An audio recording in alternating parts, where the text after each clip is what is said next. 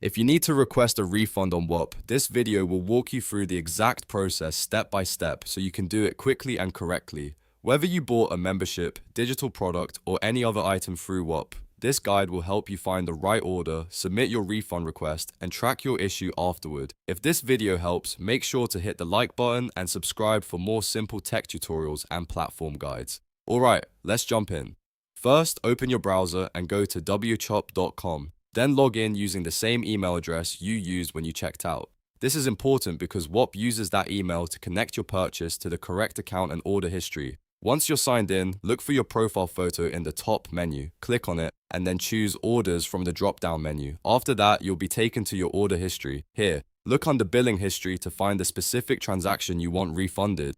Take your time and make sure you select the correct purchase, especially if you've made more than one order. When you find the right transaction, click the three dots next to it. This opens the action menu for that order. From there, select Request Refund. Now Whop will ask you to provide a reason for your request. Choose the option that best matches your situation.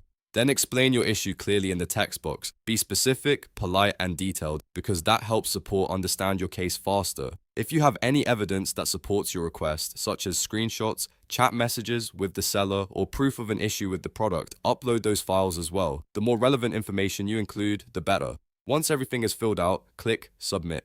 Your refund request will now be sent through Whop's system. After submitting, you can track your issue with a Whop membership, and it will be listed inside the Resolution Center. That's where you can monitor updates, follow the progress of your request, and check for any response or next steps. And that's it. You've now learned how to request a refund on Whop and where to track the issue after you submit it.